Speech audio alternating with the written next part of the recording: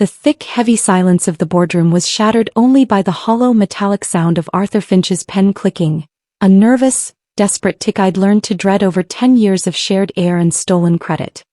He didn't look at me, his gaze fixed instead on the pristine mahogany table, which reflected the harsh overhead lights like a sheet of ice, magnifying the coldness of the room. The air smelled faintly of stale coffee and expensive anxiety. "Eloan," he finally uttered, his voice a flat, dead thing stripped of even his usual forced bonhomie. "Effective immediately, your services are no longer required at Finch and Associates." The words didn't register as sound immediately. They hit me as a physical shockwave. My breath hitched, not in sorrow, not in fear, but as a violent physical spasm of pure white-hot disbelief that stole the air from my lungs and left my throat burning. I looked past him at the stunned, frozen faces of the junior architects gathered for the project review, my hands still resting protectively on the delicate 3-foot-tall presentation model I had poured the last 6 months of my life, my soul, into perfecting. Fired? Without a tremor of regret, without a single warning, right in front of the team who knew deep down that I was the one who engineered this firm's success? The sheer, brutal audacity of the moment was a chokehold, replacing my ability to speak with a burning, primal scream bottled inside my chest. My vision narrowed, focusing only on the minuscule beads of sweat forming above Arthur's perfectly trimmed mustache. I realized with chilling clarity that the man sitting across from me was not just a poor leader. He was a thief attempting to erase 10 years of my existence with a single cowardly sentence. The fury was blinding, but I kept my posture rigid, refusing to give him the satisfaction of seeing me crumble. I felt the blood drain from my face, replaced instantly by that blinding, searing furnace of rage. 10 years. 10 years of sacrificing my 20s and 30s, my personal life and my dreams of starting a family, all to build Arthur's fragile empire. I wasn't merely an employee, I was the chief design architect, the literal engine room of Finch and Associates. I had personally designed or overseen 90% of the firm's successful, profitable portfolio. I was the one who cultivated the complex, high-stakes relationships that kept us afloat in lean years. I remembered distinctly skipping my father's funeral preparation, the one time I should have been truly absent, to finalize the last major bid that secured our financing for the year. And for what? To be dismissed like a temporary contractor whose contract had expired. The dismissal wasn't just professional. It felt deeply, savagely personal, a gross violation of a trust one had foolishly guarded with my entire life. I looked at Arthur, this pathetic, insecure man, and understood his rationale was not competence but fear. He wasn't firing me because I was bad, he was firing me because I was too good. I was a constant, silent threat to his fragile ego and he needed to erase me, my name, my work, my legacy, before I eclipsed him entirely. The silence in the boardroom stretched, thick and suffocating, waiting for my emotional reaction. But the woman they expected, the tearful, pleading, shocked employee, was already dead. In her place, a cold, calculating strategist, fueled by a decade of suppressed resentment, was being born. I took a slow, deep breath, tasting the metallic tang of impending war. I stood there, feeling the betrayal surge like a fever, the heat rising rapidly in my cheeks, watching Arthur finally lift his eyes to meet mine. In them there was no remorse, only a smug, dismissive pity that felt like a physical slap across my face. "It's a restructuring, Eloan. We're moving in a different direction." A different direction. That phrase, so cold, so sterile, so utterly corporate, was the cruel, inadequate epitaph for 10 years of my life. 10 years spent sacrificing personal time, 10 years of missed holidays, cancelled weekends, and the partnership he had promised me 3 Christmases in a row, each promise delivered with champagne and a hollow smile. This wasn't just losing a salary or a job title. This was being robbed of my professional identity, my future security, and the recognition I had bled for, all stripped away by a man too insecure to share the spotlight. The injustice of it tasted metallic and sharp. My boss fired me without warning, so I took back everything he thought was his. My name is Eloan Maraday, and in that moment, standing in the epicenter of his betrayal, I understood that when loyalty is mistaken for weakness, the only path forward is to become the reckoning. I wouldn't seek revenge. I would seek reclamation of my stolen professional soul. The real foundation of this betrayal started exactly a year ago with the Gold Coast Tower bid. Arthur, bless his charming, incompetent heart, was drowning in mediocrity, his firm barely treading water with stale, uninspired projects. He was floundering, relying on old contacts and even older designs. I remember the relentless pressure, the weight of the firm resting squarely on my shoulders. I stayed awake for 72 hours straight, fueled by desperation and enough caffeine to kill a horse, designing the revolutionary sustainable facade, a complex biomimetic structure that ultimately won us the massive contract. That contract didn't just save Finch and Associates. It hauled the firm out of irrelevance and made Arthur a temporary architectural darling. I recall the dizzying exhaustion, followed by Arthur slapping my back later, declaring me his secret weapon in front of the press, and whispering privately that the partnership papers were imminent. He took the press interviews, the accolades, and the credit for the concept, while I was left to manage the brutal, complex execution unnoticed. I knew then deep down that Arthur didn't see me as a partner. He saw me as a highly efficient, high-yield machine, a tool he could use, discard, and replace once the profits were secured. That realization, a slow, cold burn, had been my first warning. Security will escort you out, Eloan. We've already packed your personal effects. Arthur's words were meant to minimize the damage, to rush me out before the shock wore off and I could cause a scene. He wanted speed and control. I forced my face into a tight, professional mask of composure, the last scrap of dignity I had left. Of course, Arthur. I didn't argue, I didn't beg. I refused to give him the satisfaction of seeing my pain or my fear. I simply walked over to my desk, right in front of the glowering security guard who stood ready to physically remove me, and paused. I ignored the large, impersonal cardboard box filled with my desk trinkets and framed photos. Instead, my fingers closed around the small, battered leather-bound notebook, the one I had carried for a decade. It contained my detailed, handwritten notes on every single major client relationship, their personal quirks, their children's names, their golf habits, and most importantly, their unannounced future project ideas and long-term strategic goals. Arthur's face, watching my hand, finally betrayed a flicker of genuine, naked fear, the smugness momentarily dissolving. He knew what that book represented, the true infrastructure of his business, the relational capital he was too lazy and arrogant to cultivate himself. I slipped the notebook into my handbag and walked out, my spine rigid. The funeral was a grand, impersonal affair, a spectacle of societal obligation. Mother, swathed in expensive black crepe, delivered a long, tearful eulogy that focused entirely on her decades of marital sacrifice. Tyler, ever the polished orator, spoke of Dad's business triumphs and the enduring legacy of the Caldwell name. They spoke of a public figure, not the vulnerable man I had cared for. Throughout their speeches, I stood at the periphery, the primary caregiver erased from the narrative. When it was my turn to approach the coffin, I held a single perfect white rose. As I leaned in to place it gently on the polished wood, a small, quiet act of private farewell, Mother moved close beside me. Her voice was a low, cutting hiss meant only for my ears. "You've done enough already," she muttered, her eyes narrowed with pure, bitter condemnation. It was a confirmation of their contempt, a brutal dismissal of my entire year of devotion, cementing my status as the outsider, the unwanted presence who had overstepped. The house was silent days later, a cold monument to absence. I sat in my small study, the sealed letter heavy in my hand. The time for waiting was over. My fingers trembled slightly as I broke the crimson wax seal, the sudden sound of the tearing paper sharp in the quiet room. Inside, my father's familiar, elegant script filled several pages. He explained his rationale with devastating clarity. His growing disillusionment with Tyler's avarice, his recognition of Mother's detachment, and his absolute conviction that I was the only one who truly understood his values. He confirmed he had rewritten the will, leaving the entirety of the estate to me. "Not for greed, my dear Eleanor," he had written, his words searing into my mind. Asterisk, "but because I trust your integrity. I trust you to use this wealth to protect my name, to uphold the principles we shared, and to ensure my charitable visions are realized. They will accuse you of manipulation, but you must stand firm. This is your burden and your honor."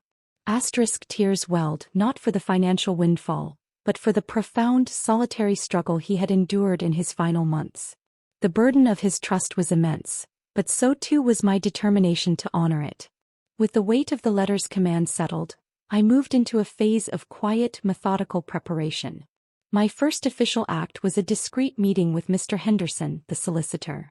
I presented the new will, along with my father's explanatory letter, keeping the entire process strictly confidential from Mother and Tyler. Mr. Henderson, a man who clearly appreciated legal procedure over family drama, confirmed the will's impeccable legality. His advice was precise: prepare for war. I immediately began organizing the extensive financial documents my father had left in my care. Days turned into weeks of meticulous auditing. I cross-referenced bank statements, reviewed investment transactions, and crucially started gathering undeniable proof of Tyler's past financial misconduct. The subtle, authorized withdrawals and questionable transfers I had noticed during my time assisting Dad with his accounts. The groundwork for the inevitable confrontation was being laid, brick by invisible brick. The poison spread quickly. The first whisper reached me through Diana, a friend of Mother's, her voice tight with forced sympathy. "Eleanor, darling, I just heard the most dreadful rumor. Tyler is saying that you took advantage of your poor father's condition." The implication was clear. I was a calculating thief.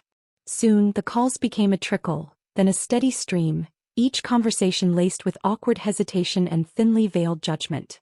Tyler was actively constructing a narrative of the victimized family versus the manipulative, greedy daughter.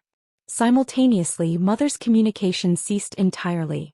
My texts, simple, polite inquiries, went unanswered, the read receipts confirming her deliberate, icy boycott. I felt the social fabric around me fraying, the isolation deepening. They were systematically cutting me off, attempting to delegitimize me before the legal battle even began. I understood then that their strategy was to make me buckle under the emotional pressure, but the memory of my father's trust was my shield. The call from the private banking division was entirely unexpected, yet chillingly predictable. The manager, his voice carefully neutral, informed me of a large wire transfer request originating from the estate's primary account. "We just require the executor's authorization, Ms. Caldwell," he stated. Tyler, it appeared, was not even attempting subtlety anymore. He was brazenly trying to raid the estate before probate was complete. The sheer arrogance of the act took my breath away. "I appreciate you contacting me," I replied, keeping my voice steady and professional. "However, I have not authorized any such transfer, nor will I. Please deny the request immediately and flag the attempted transaction." The manager confirmed the denial, promising to log the incident. I made a parallel log in my own records, noting the date, time, and specific amount. This was more than just an attempted theft. It was concrete evidence of bad faith and a clear indicator of Tyler's desperate mindset, a valuable piece of ammunition for the future. The confrontation they had been orchestrating finally arrived. Mother and Tyler staged a formal intervention in the drawing room, the scene set for maximum emotional impact. Mother sat bolt upright, wearing the expression of a woman deeply wronged, while Tyler stood, radiating an air of controlled moral superiority. "Eleanor," Mother began, her voice brittle with manufactured pain, "we are giving you one last chance to do the right thing. Your father would be devastated to see this family fractured over money. Just split the inheritance equally." Tyler followed up, leaning forward conspiratorially. "This isn't about greed, Eleanor. It's about fairness and reputation. Split it and we can present a united front." I remained seated, calm and resolute, refusing to be drawn into their emotional theater. "Dad trusted me for a specific important reason," I stated, meeting Tyler's gaze unflinchingly. "He knew exactly what his legacy required, and I will not betray his trust simply to accommodate your expectations." My refusal was quiet but absolute. My composure only served to enrage Tyler further. The mask of civility he usually wore slipped entirely. "If you refuse, I will initiate extensive legal action, Eleanor," he spat, his voice laced with genuine malice. "I will tie this estate up in court for years until you are forced to capitulate." Mother, seizing the opportunity, piled on the emotional abuse. "You are ungrateful. You are cold and heartless. You have destroyed this family just for a fortune you didn't earn." The torrent of insults was vicious, designed to shatter my resolve. They were convinced that their combined aggression would force me to surrender. I listened patiently, my expression unchanging. But beneath the surface, a crucial piece of strategy was unfolding. I had discreetly activated the recording function on my phone, which lay hidden in the pocket of my blazer.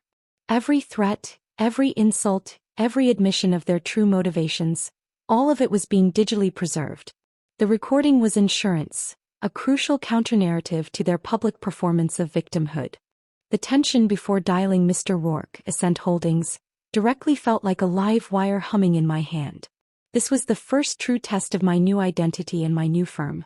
I kept the conversation light, professional, and entirely focused on my own future. I didn't mention Arthur or the firing, maintaining an air of quiet transition and professional advancement. Mr. Rourke, I've started my own consultancy. I just wanted to let you know in case you ever need specialized sustainable design input. I'm focusing purely on biomimetic facades now, offering a much more streamlined service. Rourke was genuinely surprised and pleased, his voice carrying the familiar, slightly gruff warmth I remembered. Aloan, you're the best. You know that. Keep me posted. I hung up, a small cold knot of profound satisfaction tightening in my stomach. The call was a success. The seed of doubt about Finch and Associates, about Arthur's ability to handle the complexities of the Gold Coast project without me, was planted, ready to sprout when Arthur failed. A week later, the first phase of my plan matured perfectly. Arthur had to present the Gold Coast update to Ascent Holdings without me. The presentation was crucial, requiring deep technical understanding of the structural rationale and complex energy modeling. Julian texted me later that day, the message vibrating with second-hand embarrassment and fear.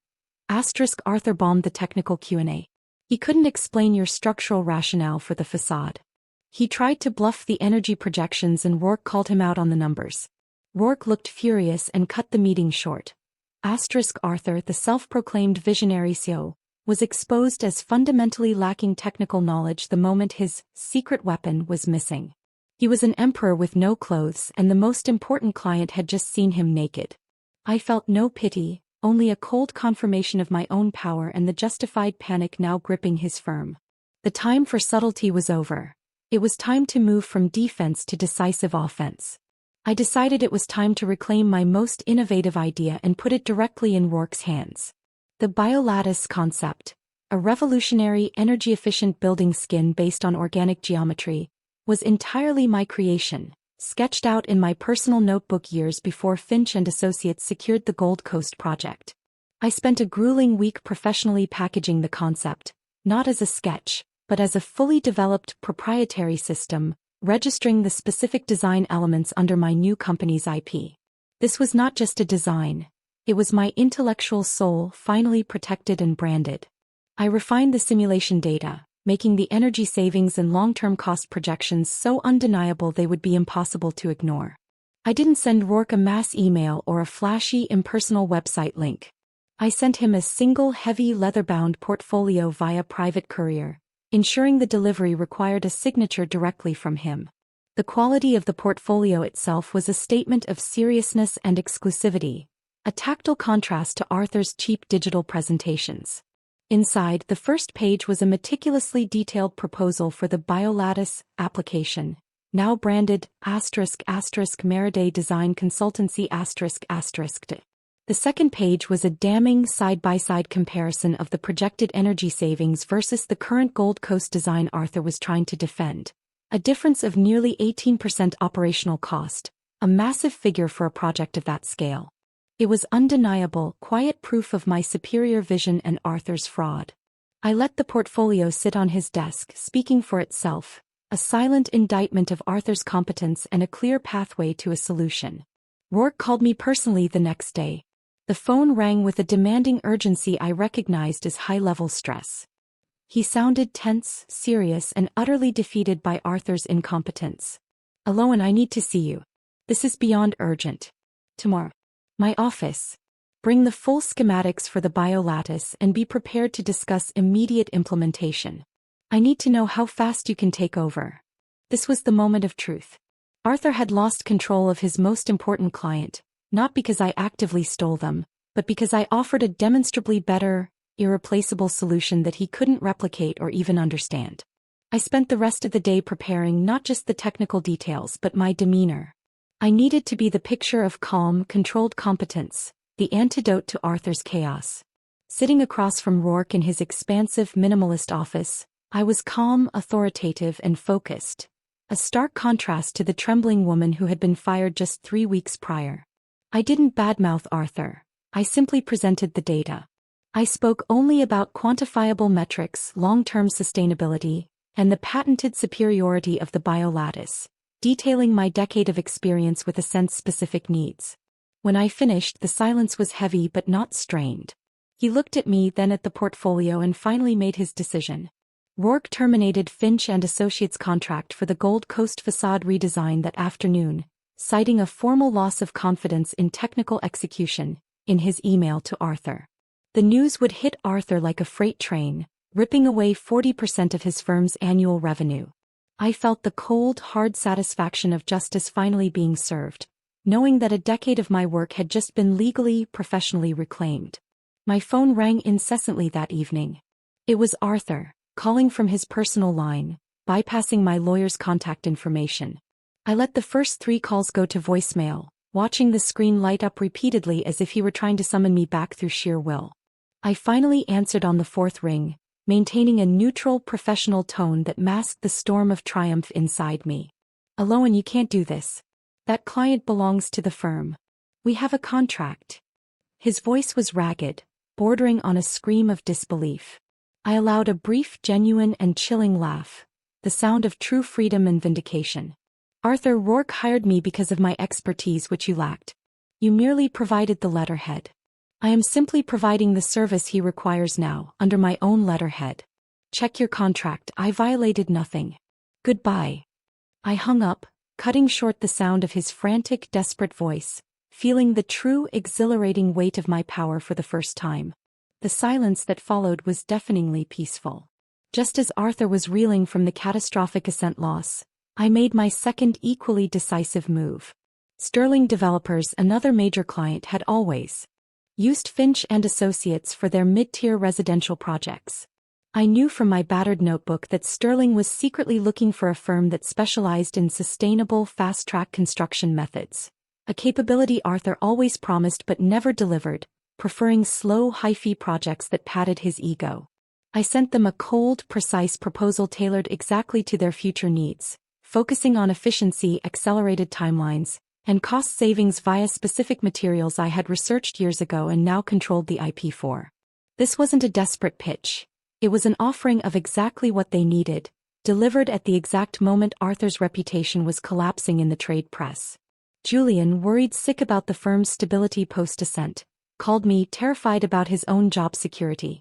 "Arthur is completely unhinged, Aloan. He's blaming everyone but himself. He just fired his senior accountant in a rage, claiming she misfiled the Ascent project data, and is trying to scramble for a massive emergency loan to cover the project gaps. The bank is asking questions." I knew Arthur was self-destructing, eating his own firm alive from the inside out.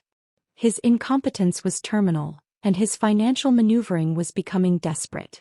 I didn't offer Julian a job, not yet, the time wasn't right, but I offered him advice laced with cold strategy.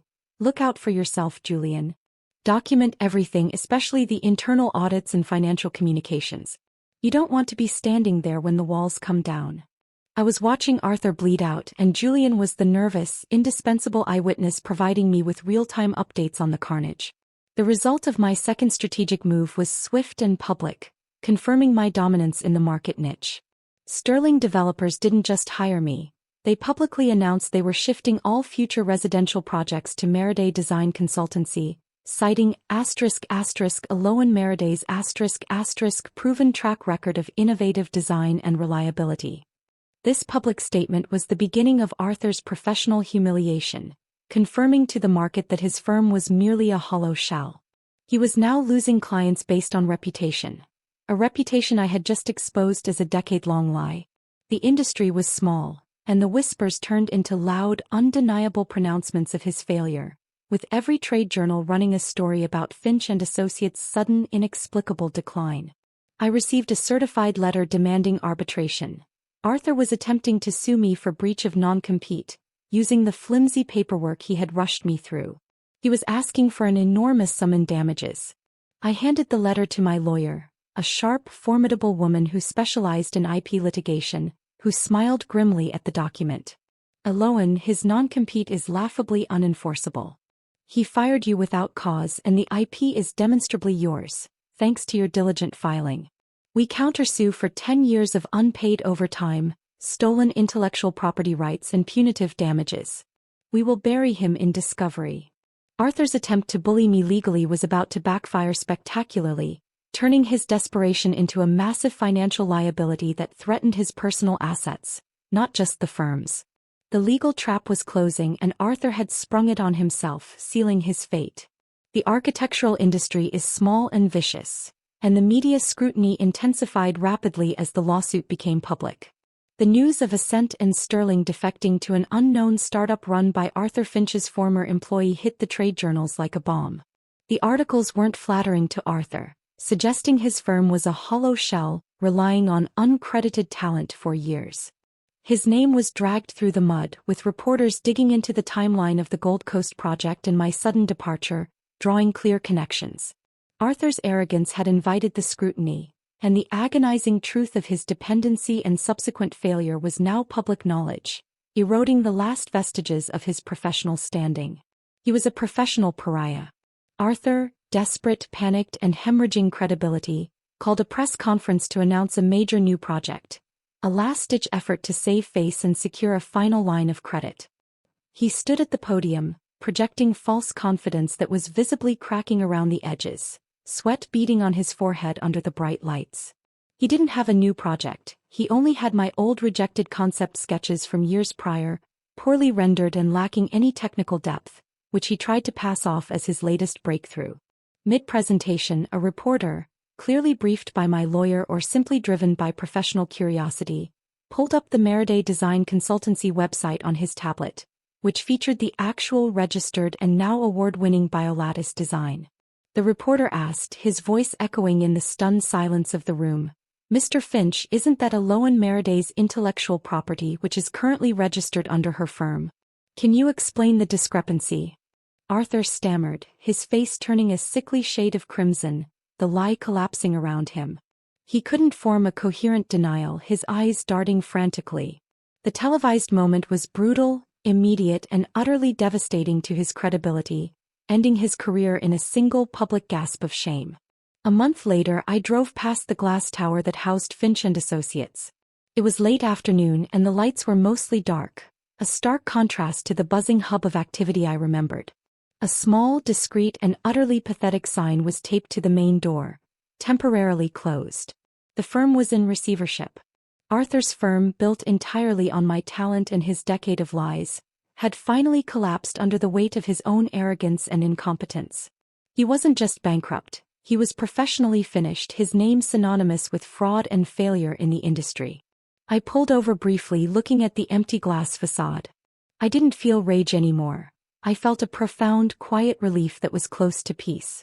The decade of my life he had tried to erase was now the solid, unshakable foundation of my success.